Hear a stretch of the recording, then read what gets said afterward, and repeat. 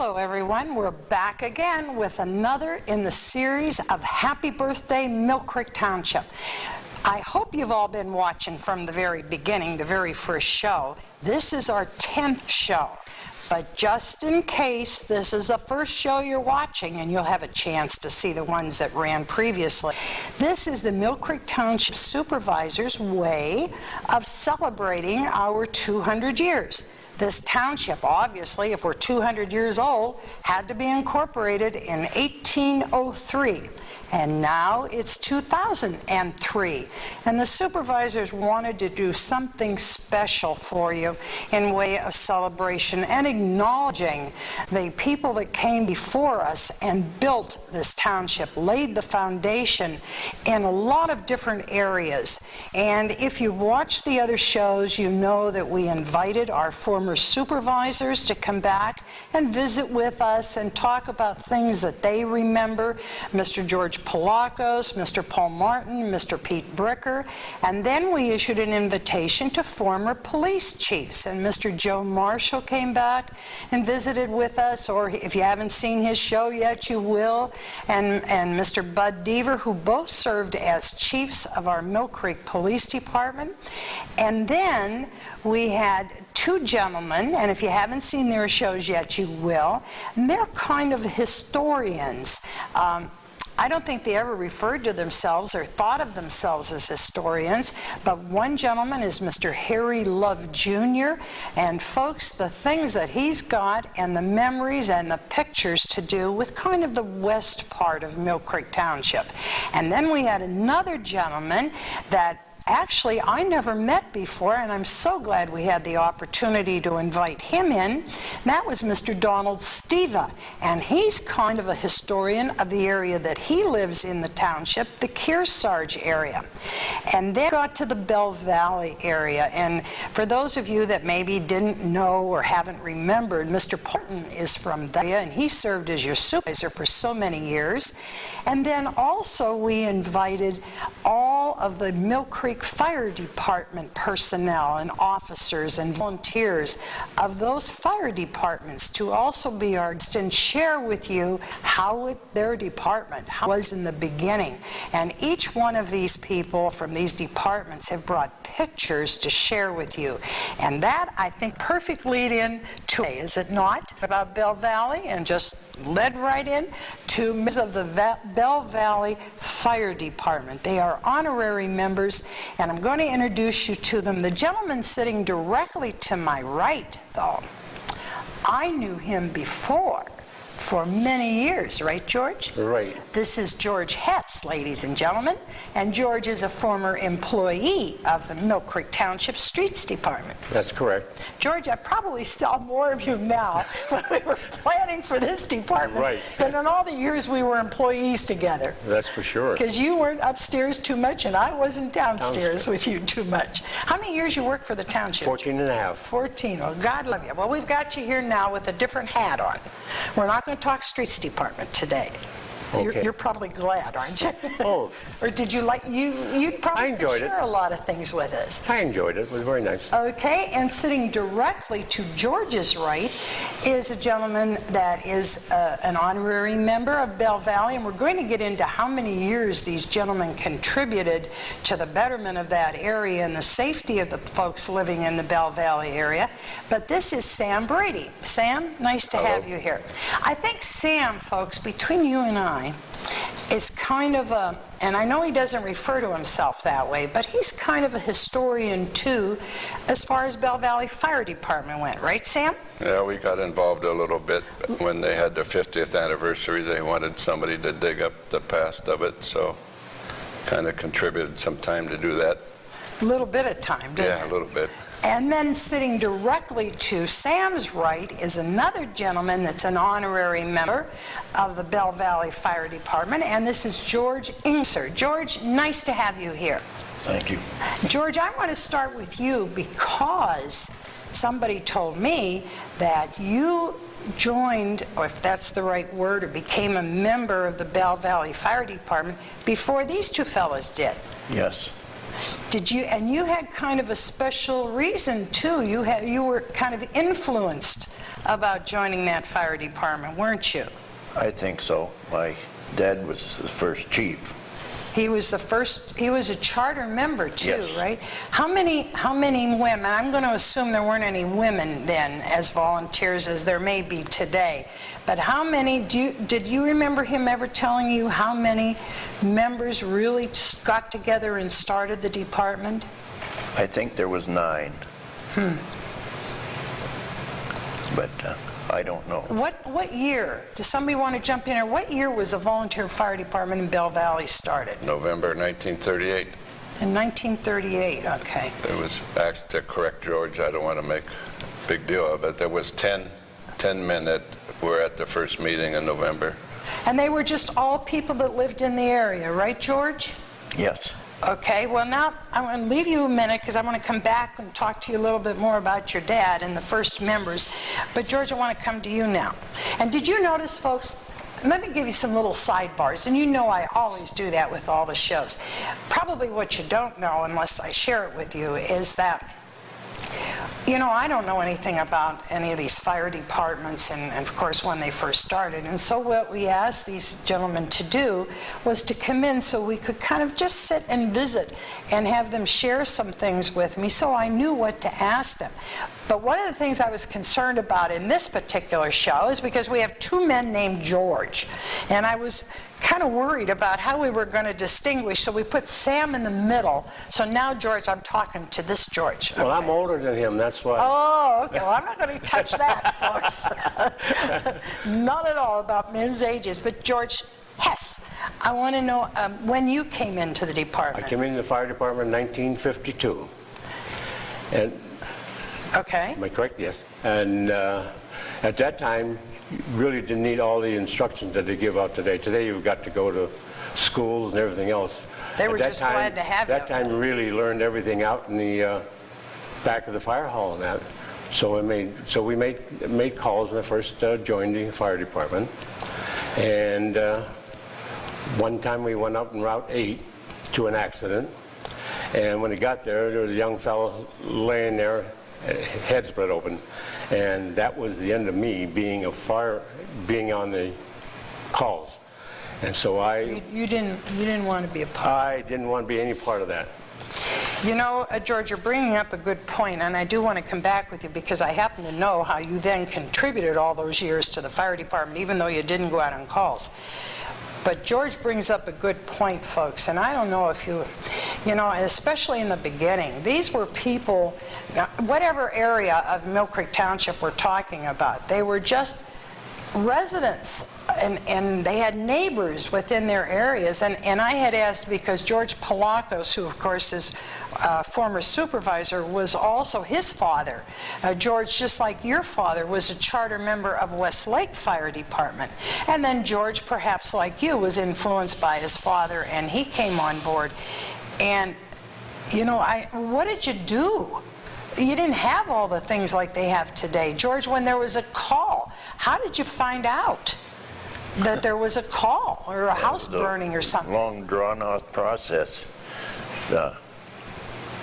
They on Schumer's Mill, they called there or down to my place or Dad's place, and go from there. Okay, was it just like a phone call was Yes. made? Is that how it Yes. was? And then one would call somebody else and Yes. then somebody else? Yes. And what about the area? I mean, I know today that you fire department personnel all have different districts that you cover, but it sure couldn't have been that structured back when your department first started. Go to Wattsburg, anywhere. You went to Wattsburg if Yeah, there was a yes. fire there? Yes. So and I don't know if you know when their fire department started, but obviously it didn't start when yours did then. No. Huh? No. Well, they wouldn't have had the number of residents, right? Jump in here, Sam. That was probably a few less residents at that time, but George is correct. When the fire department was formed after they got their first piece of equipment in 1940, that pumper, they went all the way to Wattsburg on calls. up to Perry Highway District, over into Kearsarge's boundaries. They covered a lot of territory because Belle Valley was the first organized fire department in that area In at that time. area, huh? Sam, I want to come to you now about when you came on board, when you became a member of the fire department. 1960, Okay. August. Did you go out on calls Yes. like George was talking about?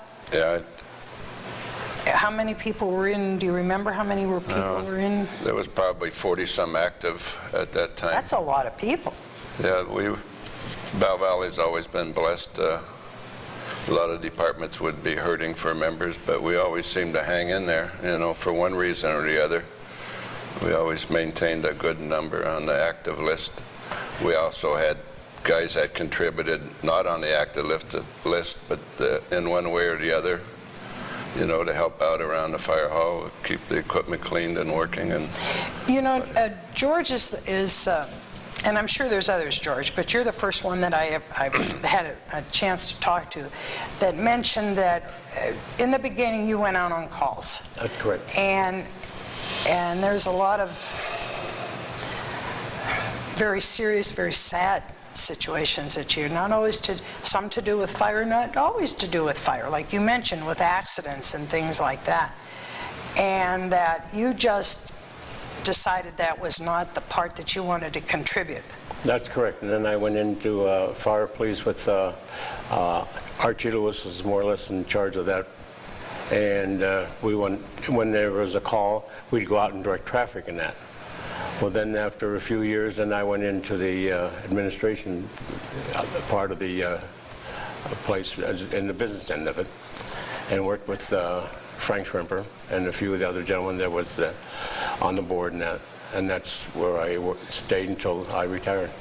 And I bet that's not an unusual thing for you, like you did. You decided that going out on the calls and having to witness some of the destruction and the injuries and all of that just really was not for you. And I guess the point I want to make, folks, is I don't know how many times, even today with all the training, and we're going to get into that in a minute, it takes, and there's a phrase you always use, it takes a certain breed of cat that I'm going to assume that most volunteer members, either back then when George came on or even yet today, are not. They may have trained eventually when they get on your department to be EMTs or to go ahead and be paramedics, but they weren't born that way. That's correct. And so it really takes a special ability, I guess is the best way to put it, for you to, here's somebody that, like George, living in the neighborhood, especially with his family, and then to go out and to witness those types of things and to be able to detach from that and to carry on, with your family and your work. It just, sometimes I think, excuse me, we need to tip our hats to these volunteers because, folks, it's got to be tough. I'm like you, George. I couldn't even work in the police department, so. It gets kind of nervy sometimes. You come back from a call, especially if you have a family and you're on a squad call or accident call and you're involved with the young ones, and you got young ones at home. I can still visualize a couple or think back two or three that really made me think of what I was doing. And I see, George, you're sitting over there shaking your head. Excuse me. So I'll bet you can still remember some things too. You don't get those things out of your mind. That's right. A lot of things. Yep. Well, okay, I want to get on now to I just wanted to tip our hats to them, folks. We've got some pictures that these gentlemen brought with them, and Dan's going to show you this now, so I'm showing you first, and then I'm going to go like this for Dan.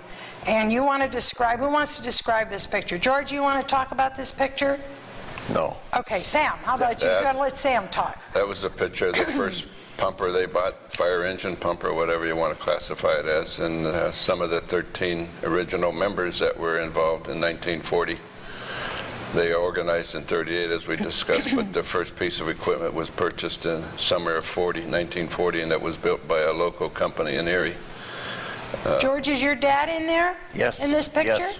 Is he in the middle or on the end or? On the white coat. The middle. on the middle. You know what I noticed with these pictures that, like you brought, and all these other people we've been interviewing have brought? When they have these pictures, nobody smiles. You know, they're kind of serious. I mean, Very I don't mean serious. just the fire department. I mean Yeah. the pictures that Don Steva brought with him, or Harry Lover, or even the supervisors. They're all serious. They were hard-working guys at Boy, that time, there people wasn't in them anything- days. I mean, now, I don't think you're not quite as serious, are you, when you have these pictures taken? A little more fun-loving. In fact, we had a picture that, now let me think which department it was. It was West Ridge. Do you remember, and I don't know when it was, but they had this fun fire truck that they went around to parades when, and I'm sorry I can't, folks, I'm sorry I can't give you the date. I mean, these dates, you know, as we go in and out of these shows. But they had some old fire truck that they got from a dump. And they kind of dressed it up a bit, and they went around to parade. At least they were laughing in that picture. That's the first picture I saw where anybody was laughing. Okay, I've got another picture here now. And George, I want to come to you again because you recognize this picture, and tell the folks, and I'm trying to hold this steady here, your dad is in this picture. Yes. My dad is on the right, and Johnny Gould's next, and Paul Martin is on the... No. Yeah, that's a Yeah, young all Paul right, Martin. Yeah, okay. Yeah, I didn't see that. Mel Kinnear. Okay, your dad has got, looks like an axe or something on his shoulder. What in the world would he have an axe on his shoulder for? I don't know. I mean, His name was Pete. That was his trademark. You always seen Pete around the fire hall carrying an axe for whatever reason. you're kidding, that's cute. They're Well, setting up getting ready for probably their first bazaar or fair. The fair there was called in them days. Later changed the name of Bazaar, Belle Valley Hose Company Bazaar. Well, that's why he's got the axe Yeah. on his shoulder. He's cutting wood to Get ready. right? Probably There you they go. didn't have a skill saw like they had today to work with. But How many years, do you remember, how many years your father was with the department? Good many years of that. From the word go till he died, I think. Anybody Yeah. know approximately? I mean, the number really doesn't matter, but I just thought, usually the people that started the fire department stayed right with it, didn't Yeah. they? well, like Frank Schrimper, we pointed out, he was. Here's another picture, folks, and we're going to try to, now here's one, George, that worked with us too, but okay, here's the picture. I'm going to show it now, turn it so Dan can who wants to identify these men? Well, How about the fellow in the suit? that's Frank Schrimper, the original guy behind the whole ball of wax of the Belle Valley Hose Company. Next is a young George here. George! I didn't know you were in this picture. Well, God love you. Is he the gentleman next to the fellow in the suit? Yes. Yes. There you go, George. That Young was strapping man there. definitely it was. But you didn't have your beard on then, No. George. No. Okay, who's next here? Chuck Roach, Okay. Mike Elsinski. Mike Alchinsky. He lived in the house right above the fire hall when it was later built right on But he Route got 8. a lot of calls. Oh, yeah. I just jump over the fence and he's in the fire. He's right there, Right huh? there. He was always one of the first ones on when I joined. And then next is Harry Zillman, better known as Peanuts. He was a radio operator for Millcreek Township. He sure dispatcher was. For many years. I remember Harry Zillman was working. Remember, George, remember how the police department, you have to forgive us, folks. We're going to play melancholy time here. Do you remember how the police department was? And they had those darn radio operators scrunched in Right. that little area? Now look at today. Oh. What a change, huh? And some of these people on these pictures are no longer with us, but I'll bet they've got families out there. Yes, they do. And their families will be glad to hear. They haven't forgotten. There's a phrase that I like to use with people like yourself who are your families that built the foundations, is that they left happy footprints. Because if it wasn't for them, folks like yourself wouldn't have had any place to come to when you wanted to help out. Okay, I want to talk about this gentleman in the suit here. This is Frank. George, you told me that he was one of the first and really got the whole thing going with your dad and the other men, right? Yes. And then you told me that he served as treasurer of the department? From the word go till... How many years? Sam, you're the 40. historian. He served until 1981, and his health became a factor, and he ended up 42 years as a treasurer of Belle Valley. Oh my gosh. And George, you had to serve with him then if you were on the board. I served with him for quite a few years, and he was a great man, and he'd do anything for the fire department. And like it was told before, if there was any problems as far as financials concerned, he would make sure that it was taken care of and said, well, when you had your fund drive and that, he said, I will get the money back. Well, to this day, he probably never got any of it back. George, do you remember, you had told me beforehand that this Frank Ship never told you when he dipped into his own pocket. No, no. He just would do that, and then all of a sudden the money would be there, right? Yes, yes. God love him. Okay. Folks, you know, when you interview, and like I said in the beginning, I knew George Hess, but certainly we didn't have an opportunity to get to talk with each other too much. We'd holler hello to one another, right, George? And I never met Sam and George Engesser before until we had this interview. And some of the things that they shared, and I can't wait to tell you about this one. Now, most of you know that all fire departments have to have some kind of fundraisers. If it's not the general fundraiser that they ask us to contribute to, it's other little affairs that they have. And in talking to these men, I heard about, and I'm looking at my notes here because I want to make sure that I have this information right. It was in your first fire hall. Now, is that this picture here that I have? Yes. This was your first fire hall. And I want you to 1944. know that I'm learning your lingo, because I know now you don't call these garages, you call them bays. Correct. See? I'm learning, you're teaching me. Okay. Now, is these 2 bays fire hall, is that where you are now? Correct.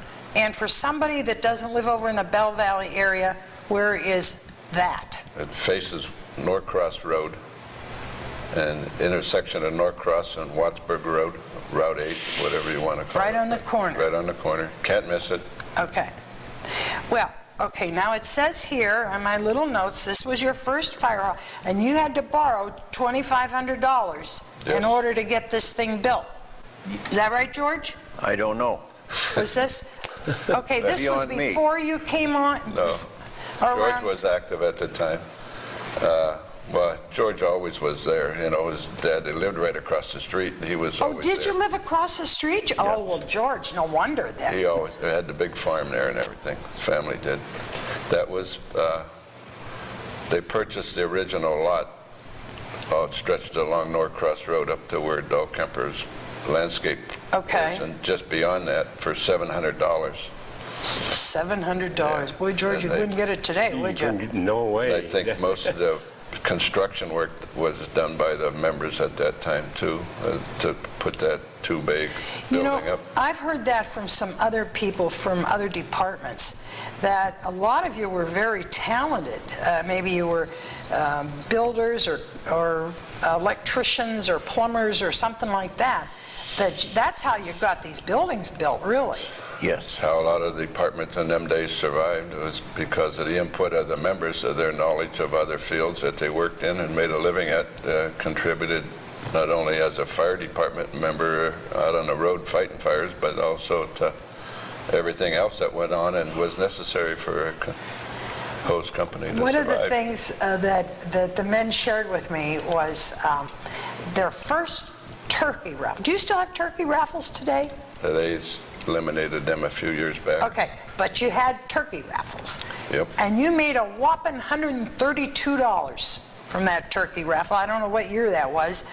45. Was it? 44 or 45. And I'll bet you were tickled to death to get that $132, right, George? Very happy to get it. Okay, now comes the secret thing. They were telling me, folks, that one of the things that they used to do to raise money was to have dinners, chicken dinners, Chicken Barbecue barbecues. barbecue chicken. Now that's not really, so okay, barbecue chicken dinners. But the sidebar to that was, do you want to tell them, Sam? Well, I joined in 60, and our first dinner was in 62, I believe.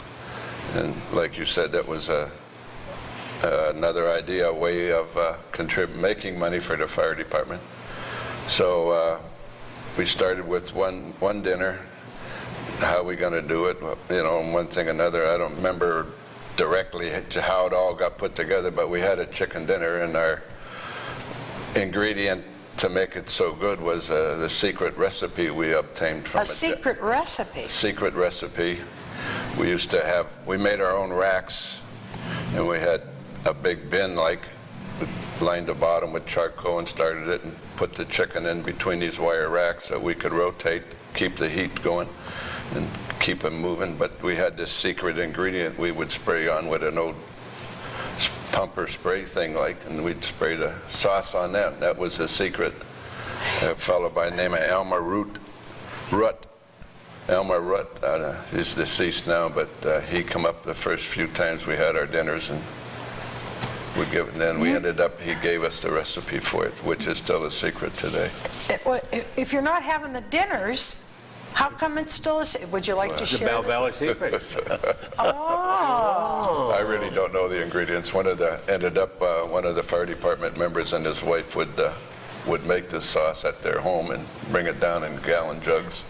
Can I ask, was it like a tomato sauce? No, it was a liquid. Well, I figured it was a liquid. Well, I mean, one you could find enough you could spray on, cooking oil, George, vinegar. you don't know what the ingredients were? No, I don't. They wouldn't tell us. Vinegar and oil and some egg and some sauces and spices. You know what, folks, the fellas were telling me during the interview was that there was on Mother's Day and Father's Day you'd have these dinners? We started with the two. And it was at noontime they were supposed to be started? Yep. And people would be lining up at 10 o'clock? Yes. Because it was well, I hate to ask, but what'd you ever quit for if you had this secret recipe?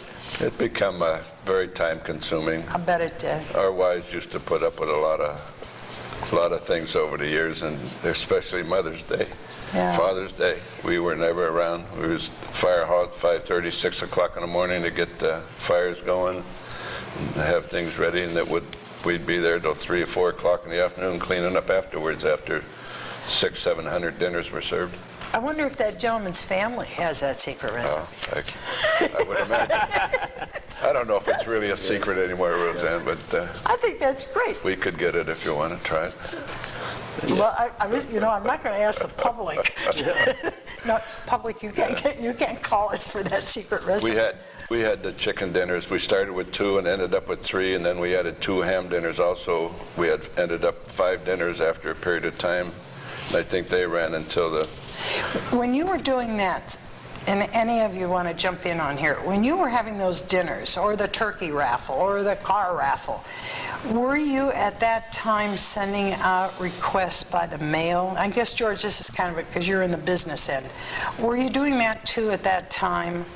Or you know how you send today, they send out letters? For a fund drive. Yes, for a fund drive. No, we really didn't. It was well advertised in the paper and that. And, Okay, but you weren't sending out individual? No, we weren't okay. sending out individual letters and nothing. I guess that's the point I was trying to make, that back in those days, that's why you had the dinners and the raffles and all of that.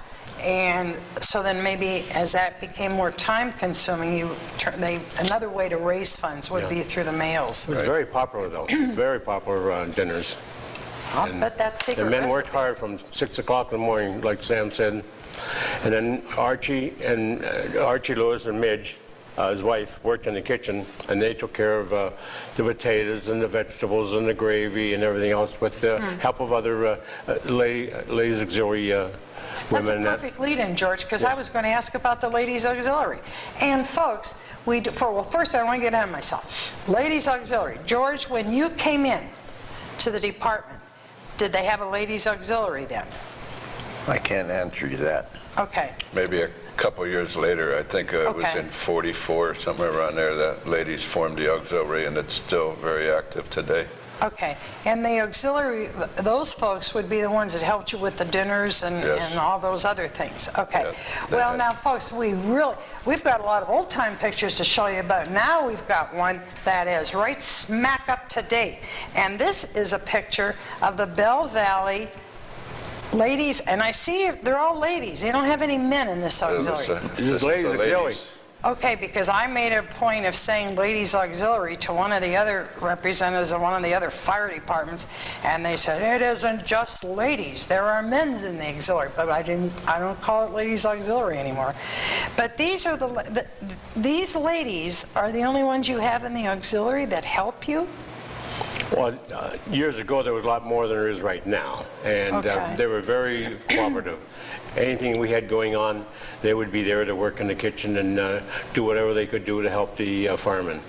Are there some people in here that have been in the auxiliary for many years? Oh, yes.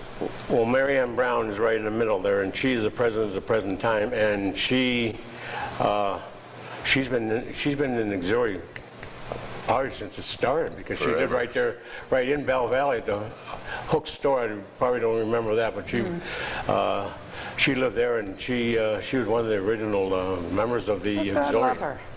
One of the other things, well, we've got a captive audience here.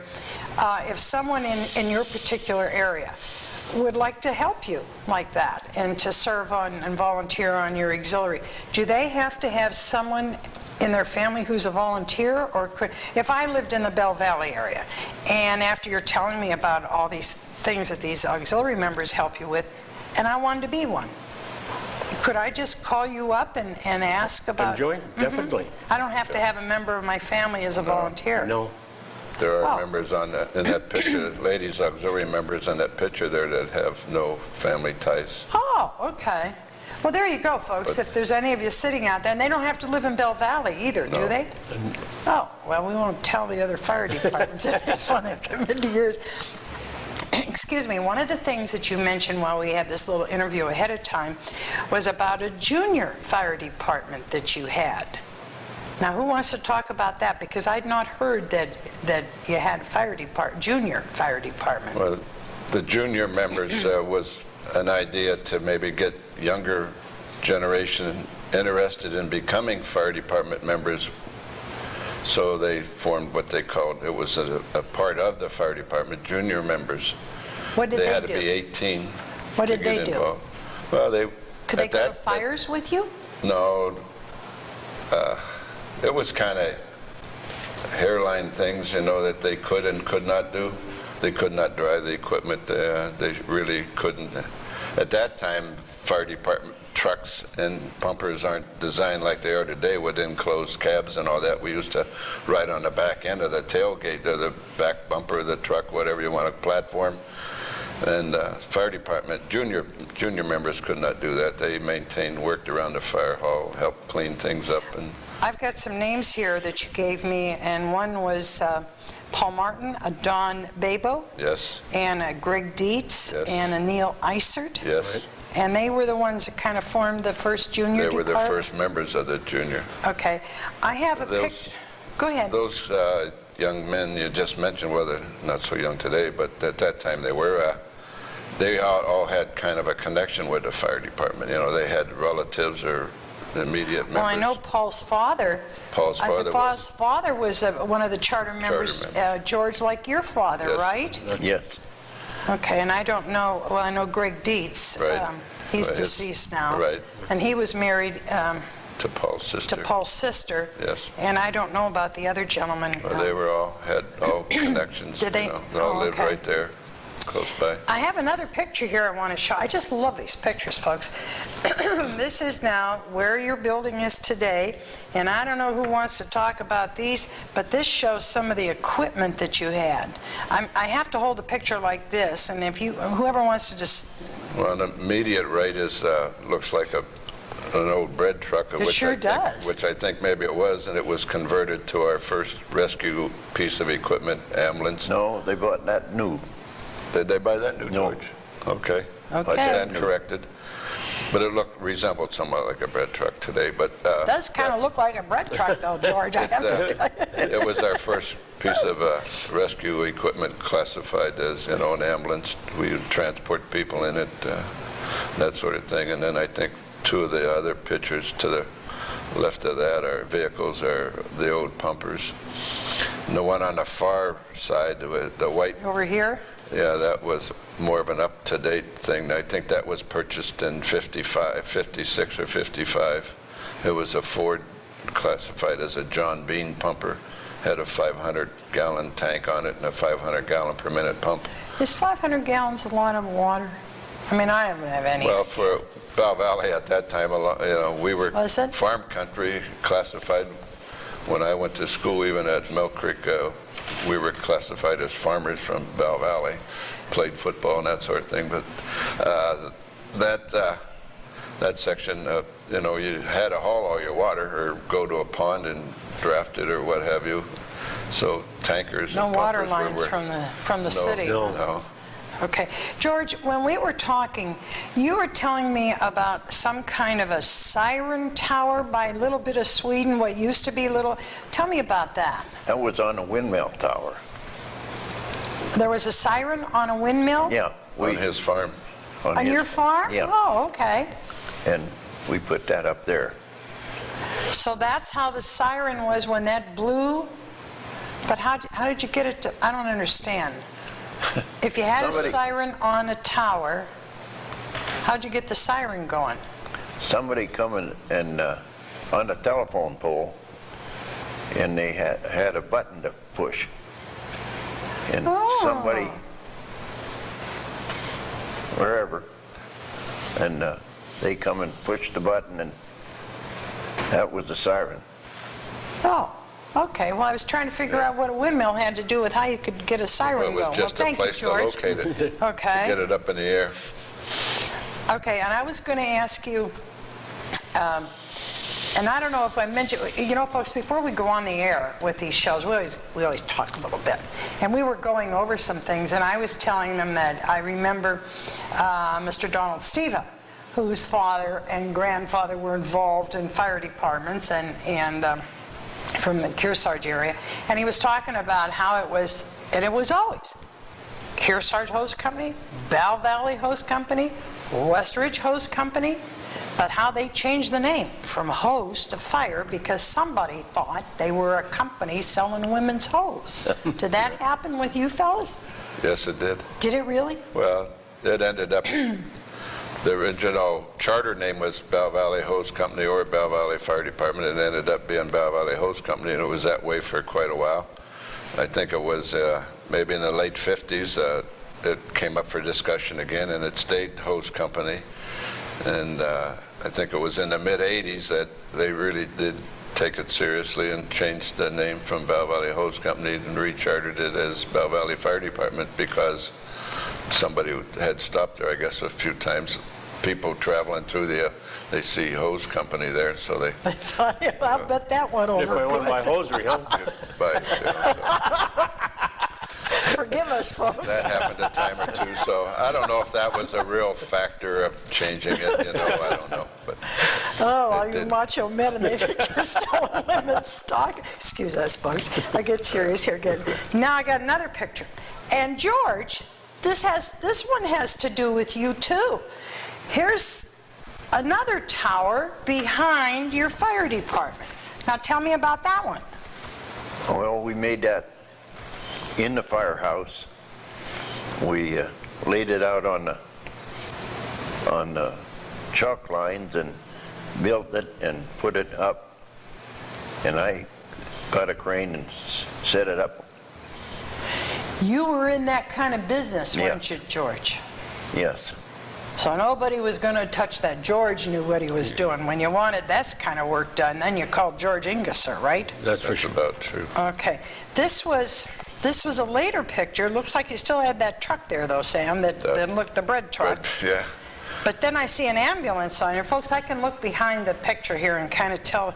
But now you've got an ambulance that looks like an ambulance. That was 1967. We purchased that international squad, and it was kind of that or again, every time we approach an organization, or I know that's how it was in our place, when an idea come, we needed something different, something better, there was always a big discussion of what to do. We always had different opinions in it. That's where your end of the fire department came in, right, George? Business end. Everybody had an input, had an idea what they wanted, and it several meetings after a while, we finally figured out, and that's what we ended up with our first ambulance, as it was called. Well, we had a Cadillac ambulance years before that. We bought, remember, one of the local hospitals had it for sale. It was a 52 Cadillac ambulance. And then we ended up in '67, we bought this. It was our first. Brand new? Yes, it was a brand new ambulance. And George, now you told me about the windmill over by what used to be a little bit of Sweden. That's a restaurant, folks, off of Route 8 and Gore Road. And you had the siren on there. Did you put the siren on this tower? Yes. You moved it then? Yes. Oh, okay. Then how did you get the siren going on this tower? You didn't have a button you had to push? No. They had, in the firehouse, they had some relays and whatnot. Okay. If I might interject, I think about that time, Millcreek Township started radio communications. Yeah, I think that was around 54 or something, wasn't it? Well, about in that area, yes. And the calls would, at that time, now we've outgrown calling Frank Shrimp at his feed mill or George Engesser's farmhouse and getting the fire department organized.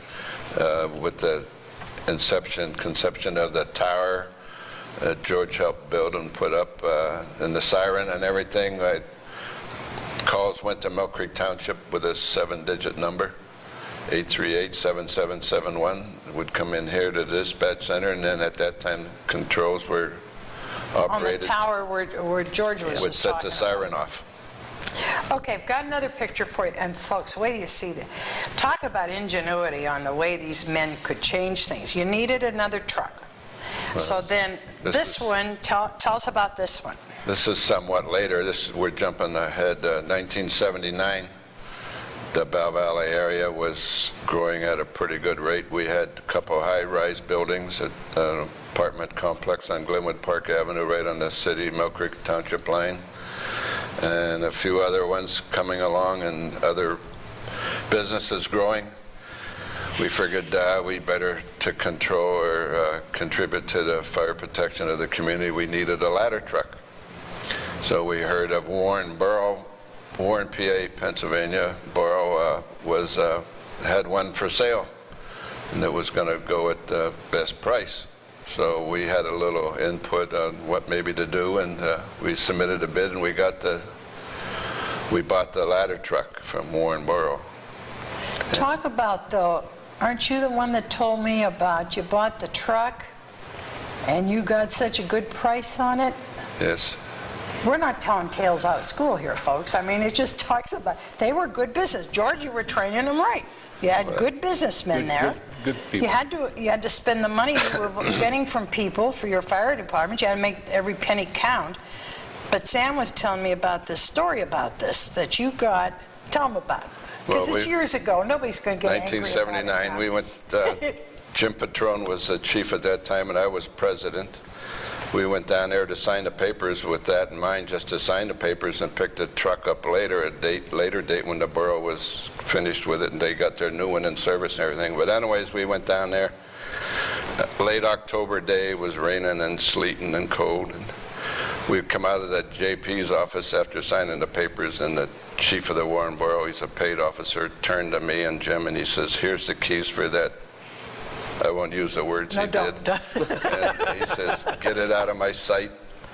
He was very upset because he was anticipating a local volunteer department picking it up and being a backup to the Warren Borough Fire Department. Oh, you want to kind of keep it in a quasi-family like. So it ended up, Patrone looks at me and says, "I hope you can drive that monster, because I know I can't." So I ended up driving it home in a sleet storm that day. Oh, boy. Well, now, then tell the folks, as I'm showing this picture, and folks, I wish I could hold two of them up together, but now tell them this is the picture. Well, maybe I can. I don't know if Dan can pick this up or not. Let me get it right. But- This is the old one. That was a 1949 American LaFrance, the red, the one on your The right. first one we showed. Right. Okay. And Look at this one, folks. It's the same truck. 1982, we took it upon, fire department members took it upon themselves to completely strip the truck down, and they had purchased a new cab for it, new compartments, and this that sort of old stuff. one, this one in red here, and the cab part was all open. Yes. And you're saying that your department men, well, you were like automobile builders. Well, they were. Automobile builders. There again, going back to the fire department members were catch-all of everything. We had guys that could do about anything, and it contributed greatly to the growth of the department over the years. Not just this deal, but that was shortly after we built a new 3-bay addition to the fire hall that we could. Now you have five bays? Well, at least 6 maybe.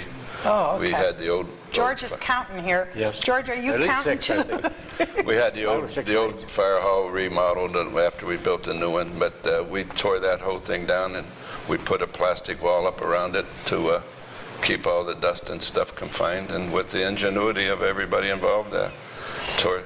But Sam, one of the first things I noticed, besides this cab, how different that was the color. Orange. You went from red to orange. Tell the folks why you did Well, that. in 1970, we purchased a new pumper, and someone had been paying attention to, at the time, different studies of safety organizations around the country, and red wasn't the most visitable piece of color on the emergency equipment, and orange was more visible. So we went to orange. We become the pumpkin patch of Millcreek Township. Is that what they call Yeah. it? Who calls you that? The other Well, fire department It was members? not The a, pumpkin patch. yeah, so all of our George, pieces. did they call you that when you, well, no, you were still using red trucks when you came in, right? Yeah. Yes. Pumpkin He was patch. still there when we bought this 1970 piece that was, right, Yeah, George? yeah. He was a big input on it. Oh, my heavens. Well, now, before we show you these final pictures, folks, and these pictures are up to date, and I'll tell you how they were lucky enough to get these. You've got an expanded hall, and folks, I have to tell you, normally we don't tell you when we're taping these shows or when they're going to run, is because we want to run them for a year. Well, obviously, we're not going to be able to do that with the birthday series shows. So we're taping towards the end of October, and we will run them until the end of the year. But one of the things, I know they've got an expanded hall over there because I just worked the flu shot campaign that we had over there, giving flu shots out. And Sam, you and your wife were there. Yes, I we didn't were. see, George, I didn't see you, and I didn't see you, George. No, Did you get your flu shots? Not yet, not yet. but I will. We want to keep you healthy. But at any rate, I know that your hall is used for that, and the people from the Erie Center of Health and Aging are very grateful That's that you right. let them. But one of the other things, I want to backtrack a bit, because you even permitted Our Lady of Mount Carmel was a brand new church in that area. Yes. And that was Father Joe Scheffner, who came and the bishop assigned him from St. Joseph's in town out to your area to start a new church. And they didn't have any place to, and you let him use your hall. Yeah, they used the hall Sunday morning for masses. They had 3 masses there that we would, and it was kind of a real, not a problem, but it made a lot more work because we I bet it used did. the social hall for fundraisers, and we would rent it out for weddings and anything else that we could rent it out for at that time to make money to supplement Do you the still do equipment. that today? Oh, yes. Do you still rent out the hall today? Oh, yes. Big, it's a big source of money. Bingo you- there now and everything, so. Okay, now you said But they used it for, I think, about 2 years, wasn't it, George? Yes, the groundbreaking for Mount Carmel was in 1960, and the first meeting we had with the parishioners of Mount Carmel, which were only a few at the time, was held at Belle Valley Hose Company. We used the hall at Belle Valley for meetings. Well, then we made arrangements with Belle Valley Hose Company to use it for church on Sunday. So we'd go down Saturday night after a reception and tear it down. Archie Lewis, one of the big ones there, to help a lot on that. We tear it down, put up the chairs and everything, get ready for Mass in the morning. And then after the Masses were done in the morning, we tear it back down and get it ready for whatever Belle Valley needed for the rest of the week. Well, you got a lot of parking around there. I know we had about 1,000 people there for the flu shot last week, and Yeah. it was easy in and out parking for people in that area, which was great. But you still rent out the hall, so Oh, if definitely. anybody, like for wedding receptions or Yep. things like that? Any function they would need it for. Holds up to 300 comfortably, or maybe more. Oh, okay, well, there you go, folks. Anyway, and you don't have to be a Belle Valley resident, do you? Nope. No. Oh, Heavens, okay. no. Had a lot of teenage dances too. Yeah, they do Over that. the years, you know. We used Every to have week. we sponsored our own disco dances there a weeknight for kids, high school kids. Quite a few years. Oh, did you? Yeah. And then the volunteers were the chaperones? Yes. How about you, George? You're sitting there shaking your head again. Huh? He's kind of chuckling, folks. You can't see him until the camera pans in on him. He's sitting there agreeing with him, because I'll bet if he didn't agree with you, he'd jump right in, too. Yeah. Okay, I want to kind of bring this up to date now and show, because we've shown a lot of the older pictures, I want to show you, first of all, let's go this way. Let's show them what the new, I don't want to say new, it's kind of add-on and add-on and add-on, Well, it's right? been, I don't know if I could count the number of times that place has changed over the years from original 2-bay to what we have today. We have probably one of the largest in Millcreek Township, as you know, with the social hall and the ambulance bay and the fire department bay, the fire engines and stuff. You sure do have a lot of parking. I know I just got through saying that, but Yeah. I mean, really, a lot of times fire departments don't have a lot of parking around them. But another story that if we had time to tell real quick, when we bought that engine in 1970, it wouldn't fit in the fire hall. We knew that dimensions The were... one from Warren? No, this is the original pumper. Oh, okay. The orange pumper, the pumpkin job. Oh, okay. Back in 1970, it was a John Bean pumper. We had to make the door opening higher because the truck would not fit in the present structure. So the fire department here again, in ingenuity, we raised the front of it, 6 inches, was it, George? Something like that, so that we could accommodate this new pumper. Boy, I didn't check ahead of time to see how big it was. That was all done by the fire department members. Okay, now this is a current, what type of ladder truck? Is that what you call this? It's called a bucket truck. Goes to about 85 foot. It was purchased from a department outside of Dayton, Ohio, and then it was sent back to the factory to get completely refurbished. So that's And it's orange. Oh, yeah. You're all orange now, right? And this is a shot of the equipment that you have today. Now, I have to ask you, because I see there's an ambulance. Is that an ambulance in the center there? yes, but Belle Valley, along with the other 4 departments in Millcreek Township, we're not first out with an ambulance because of Millcreek Paramedic Service now that serves the Millcreek Township area. Did you have other ambulances that you donated to Millcreek Yes. Paramedic Service to get them started? Yes, Oh, that's we good. did that. Okay, describe these different kinds of trucks. I know the ladder truck is there, and I know the ambulance is there. What are these other 3 pieces? 2 of them are pumpers, all up-to-date pumpers. I think the oldest one is a 1987 Suffin on your right. And then there's a rescue truck. That's a heavy-duty rescue truck that does it all. I don't understand. What's a rescue truck? Well, it would go to a scene of a major accident or any accident that needed any extended equipment, a hearse tool. Oh, okay. If it was okay. at nighttime, it has facilities of a light that comes out of the roof of the vehicle and would okay. light up an area the size of a football field. It has a system on there that would, at a fire, would recharge your breathing apparatus on the scene. It has, all kinds Do of... all departments have those kinds of trucks?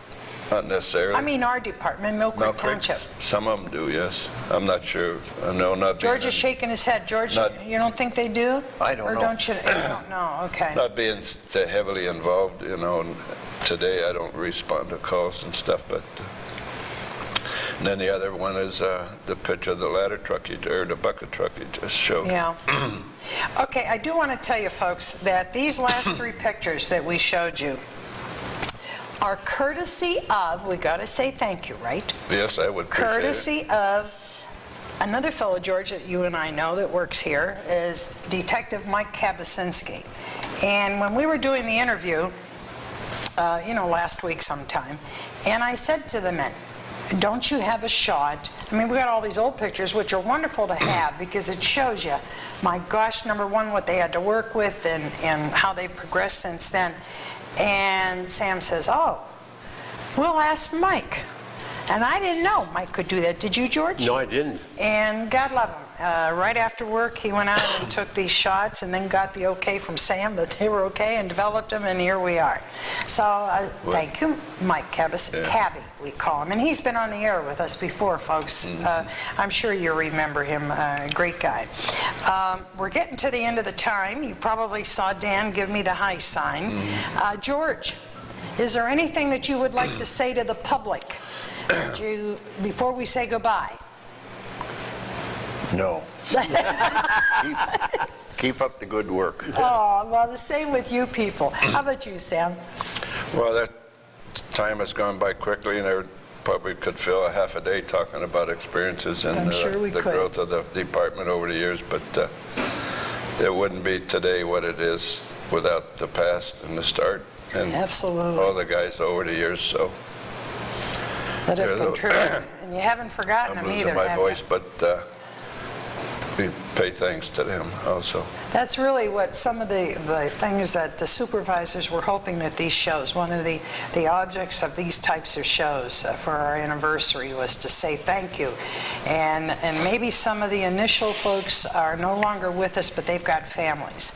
And so we wanted you families to know that as well, that they were not forgotten. And George, how about you? Well, I think, it's been an honor to serve as a member of the Belle Valley Hose Company, and I think Millcreek Township is very fortunate to have 5 departments that all today work together.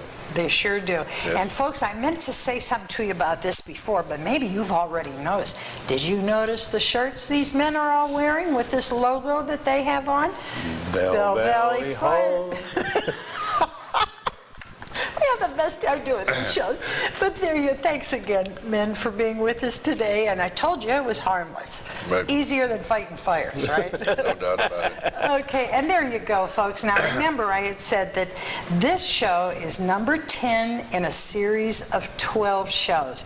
And I just want to also say that if you would like to get a copy of all 12 shows, our supervisors have made arrangements with a local company for $39.95 plus tax.